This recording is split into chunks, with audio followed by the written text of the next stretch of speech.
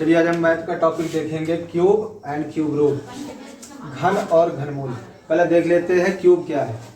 Cube के बारे में अगर हम बात करें तो क्यूब किसी भी संख्या को उसी संख्या से 3 बार मल्टीप्लाई करने पर जो प्राप्त संख्या होती है उसको हम क्यूब बोलते हैं। जैसे एक संख्या a है, a को 3 बार a से गुणा कर दें तो संख्या मिल जाती है a की पावर 3। इसी तरह से कोई संख्या लेते हैं 2 का क्यूब निकालना है, 2 को 3 बार 2 से ही गुणा कर देते हैं तो संख्या मिलती है 2 दूनी 4 दूनी 8। यहाँ 2 का क्यूब है 8। इसी तरह से हम ये कह सकते हैं क्यूब किसी संख्या को उसी संख्या से 3 बार गुणा करने पर जो प्राप्त संख्या होती है उस संख्या की क्यूब होती है या घन होती है। जैसे हमें 3 का घन निकालना है, 3 का क्यूब निकालना है, 3 की पावर 3 लिख देंगे। उसके बाद 3 को 3 से ही 3 बार मल्टीप्लाई करेंगे, 3 तिरिके 9, 9 तिरिके 27, 27 आया। इस तरह हम देखते हैं क्यूब। अब उसके बाद बारी आती है क्यूब रूट की। क्यूब रूट क्या है? जैसे ये 27 है, 27 क्यूब कौन सी संख्या को उसी से 3 बार गुणा करने पर बना वही संख्या इसकी क्यूब रूट है। इसकी जड़ वही है, रूट वही है जिससे ये बना हुआ है। इस तरह से हम 2 टॉपिक पढ़ने वाले हैं, क्यूब और क्यूब रूट। इसके बाद क्यूब निकालना सिंपल होता है। क्यूब निकालने के लिए जैसे हम कहें 7 का क्यूब फाइंड कीजिए तो 7 का क्यूब फाइंड करने के लिए 7 का घन निकालने के लिए 7 को 7 से ही 3 बार मल्टीप्लाई कर दें, रिजल्ट हमारा आ जाएगा 7 7 49। फिर 7 से कर देते हैं 7 9 63, 7 चौक 28, 28 6 34। यहाँ पर आएगा 343, 343। तो 7 का क्यूब 343 है और 343 का क्यूब रूट 7 है। क्योंकि 7 को ही 7 से 3 बार मल्टीप्लाई किया गया तो 343 मिला। इस तरह हम ये देखते हैं कि ये हमारा क्यूब है और इसका रूट ये 7 है। ये 2 चीज़ें पढ़नी है। और हमसे कुछ ऐसे क्वेश्चन पूछे जाते हैं जिसको समझने के लिए हम कुछ देखते हैं। जैसे किसी दी गई संख्या का क्यूब करने पर, क्यूब ज्ञात करने पर उसके इकाई का अंक क्या होगा ये समझ लेते हैं। जैसे मान लीजिए कोई संख्या 1 है, किसी संख्या के इकाई का अंक 1 है तो 1 का क्यूब निकालेंगे तो 1 ही आएगा। इससे पता चलता है किसी भी संख्या का, अगर हम संख्या का इकाई का अंक 1 है यानी यूनिट डिजिट या वंश डिजिट 1 है तो उसके क्यूब में 1 ही आएगा उसके इकाई का अंक। इसी तरह अगर 2 है, 2 का क्यूब करेंगे तो 8 आएगा और 8 का क्यूब करेंगे तो 2 आएगा। फिर ऐसे 3 का लेते हैं, 3 का अगर हम क्यूब करते हैं, किसी भी संख्या का इकाई का अंक 3 है तो उसके क्यूब में भी इकाई का अंक,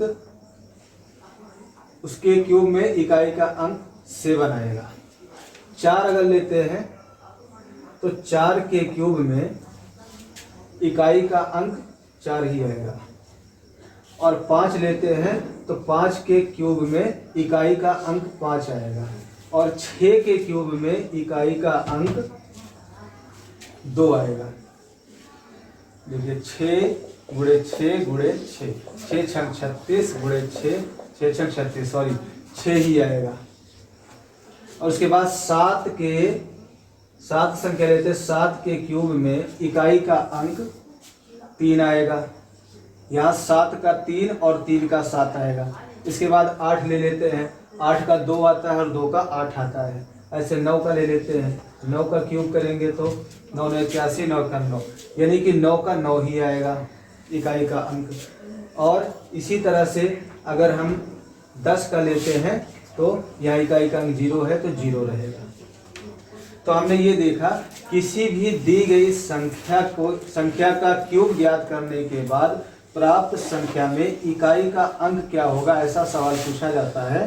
तो इसको करने के लिए हम ये याद कर लें कि यदि अगर किसी संख्या का इकाई का अंक 1 है उसका क्यूब भी करेंगे तो इसके इकाई का अंक 1 ही आएगा। चलिए इसको हम एक एक करके थोड़ा थोड़ा देख लेते हैं। जैसे मान लीजिए एक संख्या 11 है, 11 का हम क्यूब करना चाहते हैं 11 का क्यूब करेंगे तो 11 गुणे 11 गुणे 11। आज ये हिंदी मीडियम वालों के लिए है। तो 11 11 का गुणा करेंगे, 11 ग्राम में 121 होता है। 121 को फिर 11 से करेंगे, 11 एकम 11 हासिल आएगा 1, 11 दूना 22, 22 एक 23, 11 एकम 11 2 13। तो यहाँ पर देखिए 13 31 आएगा। तो हमने देखा कि 11 के इकाई का अंक 1 है और इसके क्यूब में भी इकाई का अंक 1 आया। इसी तरह से हम ले लेते हैं 12 को भी चेक कर लेते हैं। तो 12 में इकाई का अंक 2 है, तो देख लेते हैं 12 गुणे 12 गुणे 12 कर देते हैं। 12 ब्रह्म में 144 होता है और 144 को 12 से फिर गुणा करेंगे तो 12 चौको 48, 12 चौको 48, 4 52, 2 हासिल आए 5, 12 कम 12 5 17। तो यहाँ पर आएगा 1728। देखिए यहाँ पर इकाई का अंक 2 था, इसका क्यूब ज्ञात किया तो इकाई का अंक 8 आया। इसी तरह से जब 8 होगा किसी संख्या की इकाई का अंक तो उसके क्यूब में इकाई का अंक 8 ही आएगा, सॉरी 8 नहीं 2 आएगा। इसी तरह से हम 3 का देख लेते हैं, 3 का करके देख लेते हैं। 3 3 गुणे 3 गुणे 3, 3 तिरिक 9, 9 तिरिक 27। देखिए यहाँ पर इसमें केवल इकाई का ही अंक है और 3 है वो भी। तो 3 जिस संख्या में इकाई का अंक 3 होगा उसके क्यूब में इकाई का अंक 7 आएगा, और जिस संख्या में इकाई का अंक 7 होगा उसके क्यूब में इकाई का अंक 3 आएगा। इसी तरह से 4 को देखते हैं, 4 में 4 आएगा, इसे 4 का क्यूब करते हैं तो 4 गुणे 4 गुणे 4, 4 चौक 16, 16 चौको 64। देखिए फिर 4 आ गया वापस। इसी तरह 5 का भी 5 ही आएगा, 5 गुणे 5 गुणे 5, 50 25, 25 पंचे 125। देखिए इसमें इकाई का अंक 5 ही आया। 6 को लेकर देख लेते हैं, 6 के पावर 3 करके 6 गुणे 6 गुणे 6, 6 छंग 36, 36 गुणे 6, 6 छंग 36, 6 तिरिक 18 3 21, 216 आया। देखिए इकाई का अंक फिर 6 आ गया। 7 को करेंगे तो 3 आएगा, 8 को करेंगे तो 2 आएगा और 9 को करेंगे तो 9 ही आएगा। 9 को भी चेक कर लीजिए, 9 गुणे 9 गुणे 9, 9 9 81, 81 गुणे 9, 9 1 9, 9 8 72, 732। तो यहाँ पर देखते हैं 9 है इकाई का अंक, तो इकाई का अंक क्यूब में भी 9 ही आएगा। और 10 को भी देख लिए, 10 में 0 है इकाई का अंक तो 0 ही रहेगा। 10 गुणे 10 गुणे 10 बराबर यहाँ पर आएगा आपका 1 2 3, ये 0 ही आएगा। इस तरह हमने देखा यदि किसी संख्या में इकाई का अंक 1 है तो उसके क्यूब में भी इकाई का अंक 1 ही आएगा। अगर संख्या में इकाई का अंक 2 है तो उसके क्यूब में इकाई का अंक 8 आएगा, और संख्या में अगर इकाई का अंक 8 है तो उसके क्यूब में इकाई का अंक 2 आएगा। इसको भी देख सकते हो, जैसे 8 को कर लीजिए 3 बार, 8 गुणे 8 गुणे 8, 8 28 64, 64 गुणे 8, 8 चौको 32, 8 छंग 48 3 51, 512। यहाँ देखते 2 आया। इसी तरह हम देखेंगे यदि किसी संख्या में इकाई का अंक 3 है तो उसके क्यूब में इकाई का अंक 7 आएगा, और संख्या में यदि इकाई का अंक 7 है तो क्यूब में इकाई का अंक 3 आएगा, और 4 है तो 4 ही रहेगा, 5 है तो 5 ही रहेगा, 6 है तो 6 ही रहेगा, 9 है तो 9 ही रहेगा। तो हमें कौन कौन सा देखना है, 1 वाला देखना है, 2 वाला देखना है, 3 वाला देखना है, और उसके बाद 8 वाला देखना है, 7 वाला देखना है। बाकी ये 4 5 6 और 0, ये इतनी संख्याएं जो है इनके क्यूब में भी यही अंक आता है।